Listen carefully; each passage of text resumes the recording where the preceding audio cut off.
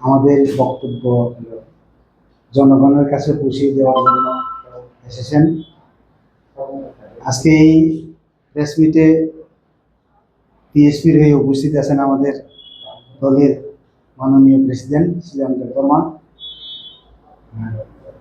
আরও আছেন মাননীয় দীনেশ দেববর্মা ভাইস প্রেসিডেন্ট, সজল দেববর্মা চিফ অর্গানাইজিং সেক্রেটারি এবং আমি চন্দন ত্রিপুরা জেনারেল সেক্রেটারি। আজকে কী কারণে আমরা আপনাদেরকে এখানে দেখেছি সে বিষয়ে আমি অনুরোধ করব আমাদের প্রেসিডেন্টকে বিস্তারিত বলার জন্য। মিট করার উদ্দেশ্যটা ছিল যে টিটিএডিসিতে কয়েক মাস আগে যে চাকরিতে নেওয়া হয়েছিল সেই চাকরি রিক্রুটমেন্টটা এটা সম্পূর্ণ নিয়ম বিধি নিয়ে এটা হয়নি। সেই কারণেই আমরা এটাকে এই বিষয়ে আরেকটু তদন্ত করে বিচার করে এই রিক্রুটমেন্টটাকে খতিয়ে দেখার জন্য আমরা এডিসিকে আমরা বলছি। তাছাড়াও ত্রিপুরা শিক্ষা বদল নামে একটি সংস্থা, তারাও পিআইএল হাইকোর্টে একটা পিটিশন করেছে এবং আজকে শুনানি হওয়ার কথা। যাই হোক, মাননীয় হাইকোর্ট এই ব্যাপারে কি বলেন সেটা তাদের বিষয়। তবে আমরা এটাই বলতে চাই যে যেভাবে রিক্রুটমেন্ট করা হয়েছে সেটা ঠিক নিয়মে হয় নাই এবং আমরা জানি যে কোনো চাকরি নিতে গেলে প্রথমে সব পত্রপত্রিকায় বিজ্ঞাপন দিতে হয়, তারপরে সেটাকে এক্সিকিউটিভ কমিটিতে পাস করে অনুমোদন দিয়ে এবং ফাইন্যান্স ডিপার্টমেন্ট থেকে ফাইন্যান্সিয়াল ক্লিয়ার নিয়ে চাকরি রিক্রুটমেন্ট করা হয়। সেটা হচ্ছে TTADC business and conduct rules 1985 এই নিয়ম অনুযায়ী। কিন্তু আমরা দেখি এটা সেইরূপ কোনো নিয়ম মাফিক এটা হয় নাই।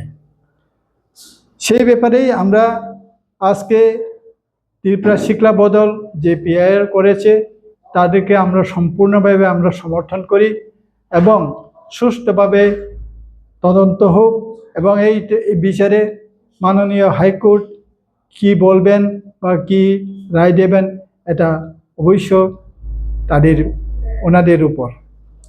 আমরা বলছিলাম এবং চাইছিলাম কি যারা চাকরি পেয়েছেন বা অফার পেয়েছেন তাদেরকে আমরা কোনো কিছু এর বিরুদ্ধে যাব না। চাকরি অবশ্যই দরকার, সে ভালো ফ্যামিলিরই হোক গরিব ফ্যামিলিরই হোক, চাকরি অবশ্যই দরকার। কিন্তু সেই চাকরি দেওয়ার ব্যাপারে বা এই সম্পর্কে আমাদের সুষ্ঠু বক্তব্য থাকবে, মেরিট বেসিসে সেটা হতে হবে। এবং আমরা এটাও শুনেছি যে কোনো এমডিসিরা বেশিরভাগ তাদের ছেলে মেয়েদেরকেই চাকরি দিয়েছে, তো অর্থাৎ স্বজন পোষণ নীতি তারা গ্রহণ করেছে টিটিএডিসি। সেই কারণেই আমরা চাইছি এটা বাতিল করে যারা সঠিক মেরিট বেসিসে এবং নিডি বেসিসে এই চাকরিটা দেওয়া হোক। 2, আমরা পুষ্পবন্ত প্যালেসের এই টাটা গ্রুপে হাতে দেওয়া আমরা সম্পূর্ণভাবে আমরা এটা বিরোধিতা করি। কারণ বুবাগরা বলেছিলেন এটা আমাদের হেরিটেজ, এটা আমাদের ঐতিহ্য, এটাকে রক্ষা করতে হবে। বাট হোয়াট উই সি, আমরা কি দেখি, মহারাজ উনি মেমোরেন্ডাম অফ আন্ডারস্ট্যান্ডিংয়ে সই করেছেন এবং এটার বিরুদ্ধে গরিব বদল থেকে আরম্ভ করে টিএসএফ তারা অনেক আন্দোলন করেছে এই ব্যাপারে। কিন্তু ফাইনালি বুবাগরা মোটে সই করেছে। শুধু তাই নয়, মাননীয় স্বরাষ্ট্রমন্ত্রীর উপস্থিতিতে, অমিত শাহর উপস্থিতিতে এবং রাজ্যের মাননীয় মুখ্যমন্ত্রী মানিক শাহর উপস্থিতিতে সেই ভূমি পূজায় মহারাজ নিজেই উপস্থিত ছিলেন, সেটা হয়তো আপনারা দেখে থাকবেন। তাহলে আমরা এখানে কি বুঝি? উনি নিজেই বলেছিলেন এটা আমাদের ঐতিহ্য, এটাকে রক্ষা করতে হবে, কিন্তু এটার অর্থ কি বোঝায়? এখন তো সেটা টাটা গ্রুপের হাতে দিয়েই দিয়েছে। তাহলে আমাদের একটা প্রশ্ন, আগামী দিনে আমাদের ঐতিহ্য হিসেবে আমাদের এই উজ্জয়ন্ত প্যালেস রয়েছে, এই উজ্জয়ন্ত প্যালেসকেও উনি বিক্রি করবেন, তাতে আমাদের কোনো সন্দেহ নাই। আমাদের সন্দেহ রয়েছে যে এটাও উনি বিক্রি করতে পারেন, যেহেতু পুষ্পবন্ত প্যালেসকেই বিক্রি করেছে, উজ্জয়ন্ত প্যালেসকেও বিক্রি করবে ভবিষ্যতে। এটা হচ্ছে আমাদের অ্যাপ্রিহেনশন। এবং আজকে আমাদের এই রাজ্যের, এটা শুধু জাতি উপজাতির নয়, জাতি উপজাতির আমাদের এটা ঐতিহ্য। এটাকেও যদি উনি বিক্রি করেন তাহলে আমাদের ঐতিহ্য কি থাকবে? তাই আজকে যুব সমাজকে আমরা এটাই বলতে চাই, এটার বিরুদ্ধে আমাদের প্রতিরোধ করে তুলতে হবে। এডিসি এলাকার 1 ইঞ্চি জমি ছাড়ব না, কিন্তু প্রশ্নবোধক এখানেই রয়ে যায়। বিশ্রামঞ্চ জায়গায় এডিসি, সম্পূর্ণ এডিসি এলাকায়, সেই এডিসি এলাকায় কিভাবে নগর পঞ্চায়েত হবে? তাহলে যারা এডিসিতে কর্মকর্তা রয়েছেন, যারা সিএম রয়েছেন, ওনাদের চোখে কি কালো কাপড় দিয়ে মানে ব্যান করে রাখা হয়েছে বা বন্ধ করে চোখ বুজে রয়েছেন? আজকে তৃতীয় এডিসি কি করছে? যেখানে 1 ইঞ্চি জমি ছাড়বে না বলে কথা দিয়েছে, এখন সম্পূর্ণ বিশ্রামঞ্চ এলাকায় নগর পঞ্চায়েতে পরিণত হয়েছে। এডিসি এলাকাতে সেভাবে দেওয়া যায় না। তাই আজকে আমাদের প্রশ্ন টিএসপির তরফ থেকে,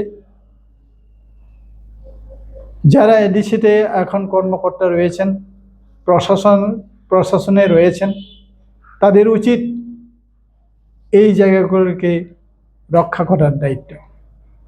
তাই আজকে আমরা এই টিএসপির তরফ থেকে এটাই দাবি করছি যে এইসব যে হয়েছে এটাকে আমরা সাংবিধানিকভাবে এবং আমাদের অধিকারকে রক্ষার জন্যে আমাদেরকে সংগ্রাম করতে হবে। এবং বিশেষত আজকে আমরা দেখি যারা বিজেপির সঙ্গে রয়েছে, আইপিএফটি হোক, মঠাই হোক, ওনারা মুখে ক্রুপ দিয়ে বসে রয়েছেন। সময় এসেছে আমাদের এই সব এর বিরুদ্ধে কথা বলার জন্যে, এবং আমরা আহ্বান করি যুব সমাজকে যেন তারা সবাই এগিয়ে আসার জন্য। ধন্যবাদ। অনুরোধ রাখবো। অ্যাকচুয়ালি ত্রিপুরা মথা এখানে সংগঠিত হয়েছে, প্রতিষ্ঠিত হয়েছে উপজাতিদের এক্সিস্টেন্স এবং তার অস্তিত্ব রাখার স্বার্থে। আপনারা নিশ্চয়ই জানেন, যারাই ত্রিপুরা মথার নেতৃত্বে ছিলেন তাদের মুখে প্রথম ছিল ইতিহাস রক্ষা এবং 6 শিডিউলকে আরো অ্যাড করেছেন তারা, গ্রেটার ত্রিপুরা ল্যান্ড। আইপিএফটি তো ত্রিপুরা ল্যান্ডের মধ্যে সীমাবদ্ধ ছিল, ত্রিপুরা মথা এখানে গ্রেটার শব্দটা অ্যাড করেছে। এটাতে আমরা মেনে নিতে পারি না তখনও, যে গ্রেটার শব্দটা তো এটা খুব কমপ্লিকেটেড, এটা আন্তর্জাতিক ব্যাপার।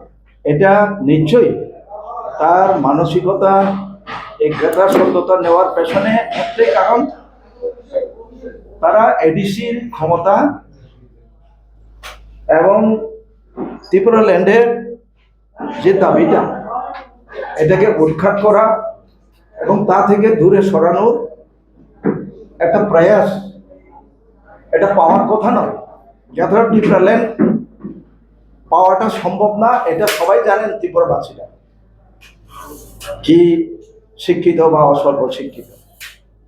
আজকে 1984 সালে যে কংগ্রেস টিউজেস 6 শিডিউল আদায় করে দিয়ে গেছেন, সেই এক্সিস্টিং এডিসিটাকে রক্ষা করতে পারেননি এবং তারা একটা মুখ খুলেননি, যেখানে ইন্ডিভিজুয়ালি ওইখানে লোকেরা বিচিন দেববর্মার নেতৃত্বে একটা কেস ফাইল করা হয়েছিল। শাসক দলের পক্ষ থেকে তাদের উকিল, তার সরকারি এপিপি ওইখানে বাধা সৃষ্টি করেছে। এখানে ছিল না কি আরটিআই ছিল না, বিভিন্ন গ্রাউন্ড দেখিয়ে। হ্যাঁ, তো আজকে যারা শাসক দল বা মথা এবং বিজেপি, তারা কি জানা ছিল না যে এডিসি ভিলেজ কোনটা? এটা নির্ণয় করাও কি তাদের পক্ষে কঠিন ছিল? যখন কেস ফাইল হয় তখন তারা বলছে কি অজুহাত, যে এটা কেস হবে না, এখানে আরটিআই নেই। আরটিআই যদি না থাকে, অন হোয়াট বেসিস তুমি যে এখানে এডিসি সমস্ত ভিলেজকে আওতায় নিয়ে নগর পঞ্চায়েত ঘোষণা করলো? এটা আমাদের প্রশ্ন থেকে যায় শাসক দল, স্টেট হোক এবং এডিসি প্রশাসনের প্রতি। আর দ্বিতীয়ত, এডিসি প্রশাসন ক্ষমতা আসার পর আজ পর্যন্ত 6 শিডিউল রুলস তারা ফলো করে নাই। এই 6 শিডিউল সম্পর্কে তাদের অভিজ্ঞতা নাই, একজনেরও নাই। এটা পার্লামেন্টে সংবিধান সংশোধন করে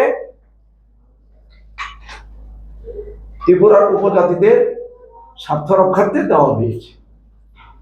না প্রশাসনিক, না ডেভেলপমেন্ট, না রিক্রুটমেন্ট, কোনো রুলস তারা ফলো করে না। যার ফলে আমরা দেখি দ্বিতীয়বার ক্ষমতা আসার পরে এই রুলস থেকে ভঙ্গ করে আজকে যে রিক্রুটমেন্টটা হয়েছে, without any notification, any advertisement তারা রিক্রুট করেছে সম্পূর্ণ তাদের লোকটাকে পাইয়ে দেওয়ার জন্য। আমরা বেকারদের পক্ষে আছি, চাকরি পাক আমরা চাই, তবে অ্যাটলিস্ট রুলসটা ফলো করতেই হবে। এইভাবে ভারতের সংবিধানকে তোয়াক্কা না করে, এটা আমরা সাংঘাতিক মানে তীব্র ভাষায় নিন্দা করি তাদের এই প্রশাসনকে, তাদের এই দুর্নীতিবাজকে। ডেভেলপমেন্ট বলতে আর আজকে কিছুই নাই। আপনার জুনাল দেখুন, 7 জনগুলা দেখুন, ওইখানে যে অবস্থা করেন জনক বিচ্ছিন্ন, মানুষজন যায় না, তাদের কোনো ডেভেলপমেন্ট ওয়ার্ক বলতে নাই, কিছু কোনো আউটপুট নেই। আমরা চ্যালেঞ্জ করি যে এডিসি এই এখন 5 বছর তো অলরেডি গেছে, দ্বিতীয়বার আসার পরে কি আউটপুট হয়েছে, এডিসি কি কি করেছে? বরং TTADC means Tripura tribal areas autonomous district council, উপজাতি কর্তৃক শাসন চালানো। আজকে কার শাসন? ওইখানে যে রিজর্ভ, যেখানে কিছু মিনিমাম ইনকাম হয়, যে পার্কগুলো আছে, এগুলা বড় বড় কোম্পানির হাতে দিচ্ছে। এডিসির 2 টাকা লাভ নেই। তাহলে নিশ্চয়ই তাদের অথরিটি জানে, অথরিটি ইনভলভ সেই ব্যবসার সঙ্গে, অবৈধ ব্যবসা চলছে এবং উপজাতিদের অধিকার থেকে তারা বঞ্চনা করছে। এই অধিকারটাকে তারা ছিনিয়ে নেওয়ার জন্য ব্যক্তি সম্পদ হিসেবে ব্যবহার করছে। তাদের ত্রিপুরা অ্যাকর্ডে নাকি যে 125 অ্যাকর্ডে আছে ইতিহাস রক্ষা করা, ভূমি রক্ষা করা, কি আছে? কিছুই তো নাই। এই জন্য আমরা বলি, আমি ধন্যবাদ জানাই যদিও যিনি উদ্যোগ নিয়ে বিচিন দেববর্মা এখানে কেস ফাইল করেছিল, তৃতীয়বার হয়তো করতে পারে, সংগঠিত হচ্ছে। এবং আজকের যে রিক্রুটমেন্ট নিয়েও আমরা বেকারদের পক্ষে আছি, যতটাই চাকরি দেওয়া হোক, এখানে ওই সোয়াচে রোগ, ত্রিপুরার বাইরের যেটা পেপার লিক, রিক্রুটমেন্ট লিক আমরা দেখেছি।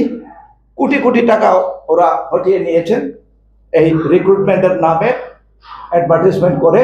যারা ফর্ম ফিল আপ করেছে, জেনারেল একটু বেশি নাকি ফি আমরা হিসাব করে দেখেছিলাম, মানে কয়েক কোটি টাকা। এরপর আমরা লিখিত একটা মেমোরেন্ডামও দিয়েছিলাম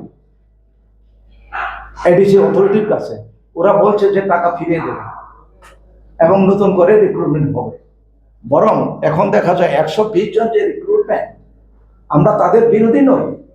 তাদের যদি বৈধভাবে তাদের বিজ্ঞাপন দেখাতে পারে, অ্যাডভার্টাইজমেন্ট দেখাতে পারে, ইন্টারভিউ দেখাতে পারে, যদিও এটা হাইকোর্টের বিচারাধীন আছে, এখন আজকে হিয়ারিং চলছে, এটা হাইকোর্টের ব্যাপার, মাননীয় হাইকোর্ট সিদ্ধান্ত নেবেন। আমরাও তার দিকে দৃষ্টি আকর্ষণ করছি। ওনার দিকে আমরা তীব্র প্রতিবাদ জানাই যে ত্রিপুরা মধ্যে আসার পরে আমরা যে লড়াই করে 6 শিডিউল এনেছিলাম, এটা ব্যাকবোনটা একেবারে ভেঙে দিয়েছে।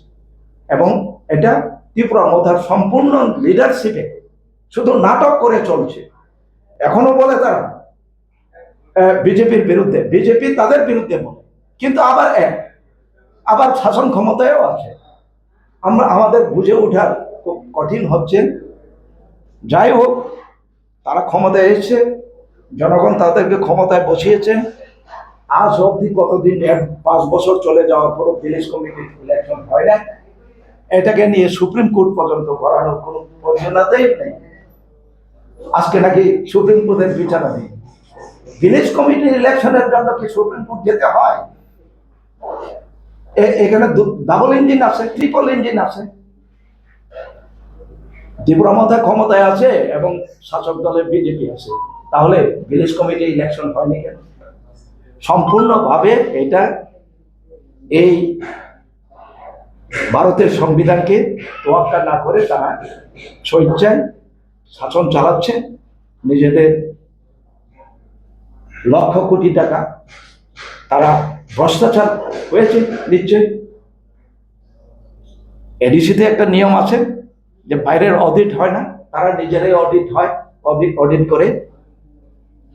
কিন্তু এ ধরনের প্রশাসন, আমরা ডেভেলপমেন্টের যে আশা নিয়ে ত্রিপুরায় 6 শিডিউলের দাবি করে আমরা 6 শিডিউল প্রতিষ্ঠিত করেছি, এটা নিরাশজনক।